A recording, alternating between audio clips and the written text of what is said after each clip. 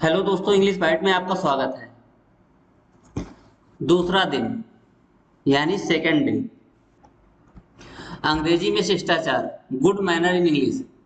अंग्रेजी भाषा सीखने के साथ साथ इसके शिष्टाचार की जानकारी भी जरूरी है। अंग्रेजी बात और व्यवहार में तहजीब का बहुत ध्यान रखते हैं। बार बार कुछ विशेष नम्र शब्दों का प्रयोग करना उनकी बातचीत का जरूरी हिस्सा है। उनका हर बात को कहने का एक विशेष तरीका है। किस बात को कैसे कहें, किन शब्दों का इस्तेमाल करें, ऐसे ही कुछ जरूरी बातों की जानकारी इस वीडियो में दी गई है। हिंदी भाषा की तरह अंग्रेजी में बात बात में नाम के साथ जी लगाने का रिवाज नहीं है और ना ही इसमें आप या वे जैसे आदर सूचक शब्दों का प्रयोग किया जाता है।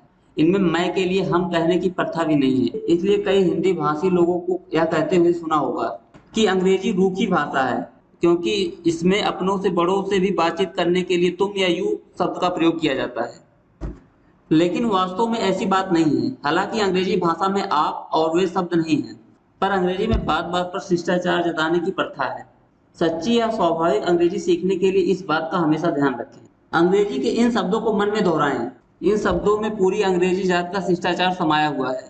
ये अंग्रेजी भाषा के बड़े महत्वपूर्ण शब्द हैं, जैसे कि हम please, thanks, welcome, kindly, allow me, after you, sorry, excuse me, pardon, that is all right, it's my pleasure.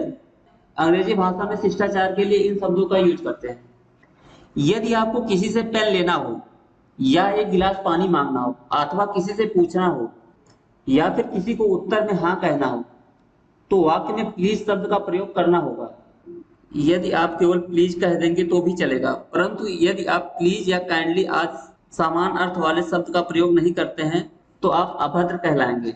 Hindi में आप यूं भी कह सकते हैं, जरा अपना पेन देना, एक गिलास पानी, क्या वजह है, हाँ पी लूंगा।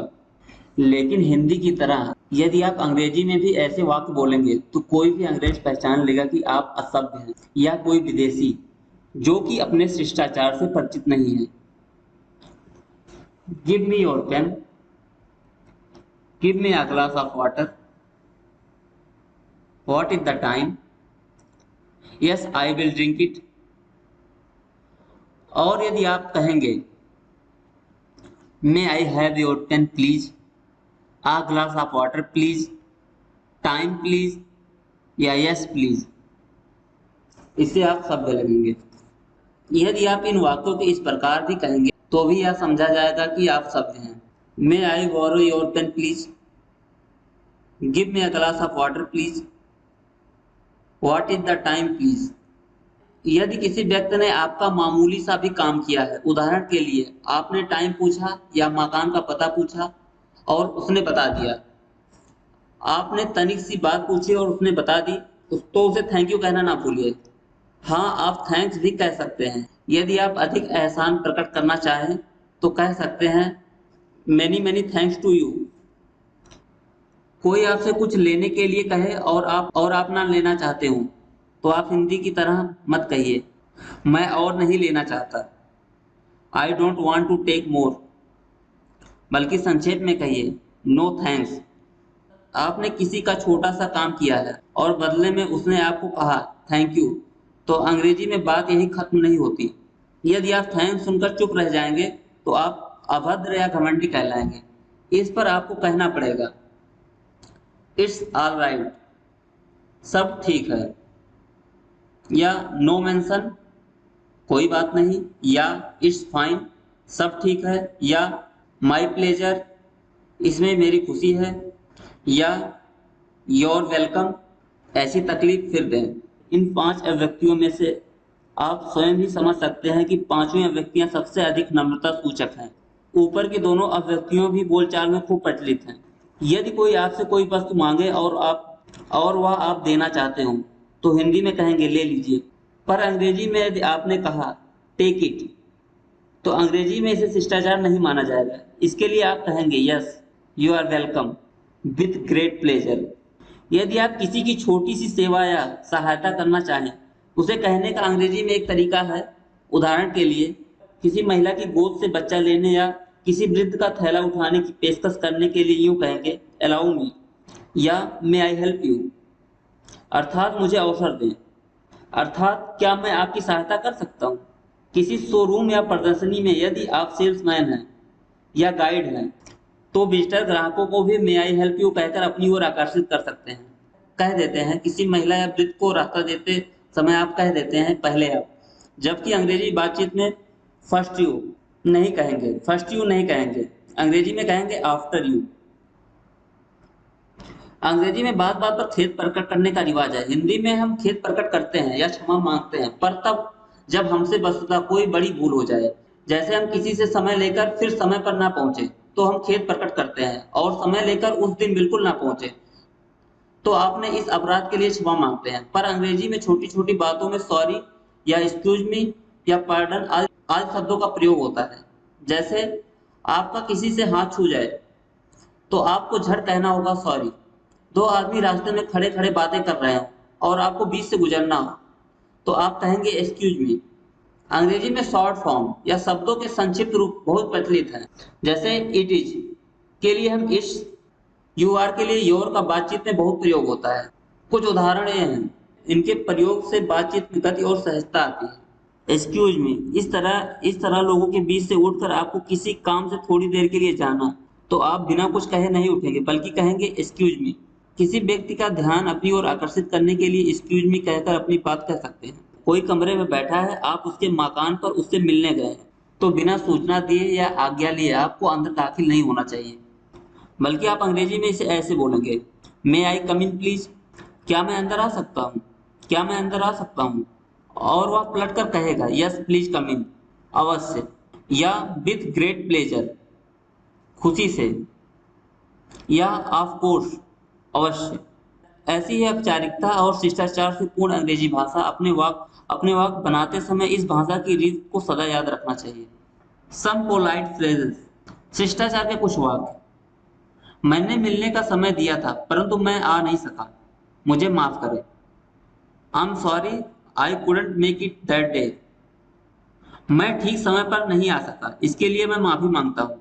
आई am sorry I couldn't make it in time, माफ कीजिए मुझे थोड़ी सी देर हो गई। I am sorry I got a little late, मेरी ओर से माफी मांग लीजिए। प्लीज कन्वे माई अपोलाइज, ऐसा गलती से हो गया माफ कीजिए, ऐसा गलती से हो गया माफ कीजिए। It was all by mistake please excuse me, मुझे बड़ा दुख है, आई एम वेरी सॉरी, माफ करें मैंने आपके काम में बाधा डाली। Sorry to have disturb you, sorry to have disturbed you, sorry to have disturbed you, माफ कीजिए। I beg your pardon, I beg your pardon, आपकी आज्ञा से कहना चाहता हूँ। अलाउ मी टू से, जरा ध्यान दीजिए। May I have your attention please, इसे अपनी ही चीज समझें। इट्स ऑल योर्स, जरा मुझे बोलने दें। Will you please permit me to speak, अपने काम में मेरी मदद ले लीजिए। Let me also help you, let me also help you, क्या आप थोड़ा सा खिसकेंगे। Will you please move a bit, will you please move a bit, जरा धीरे बोलें। Will you please speak slowly, will you please speak slowly. कुछ याद रखने योग्य बातें। प्रत्येक देश में सभ्यता एवं शिष्टाचार प्रकट करने के अलग अलग ढंग होता है। हिंदी में नाम के बाद जी लगाकर आदर प्रकट करने का रिवाज है। बड़ों को आदर देने के लिए बहुवचन का प्रयोग भी किया जाता है, जबकि अंग्रेजी में आदर सूचक में एक वचन सिंगुलर ही रहता है।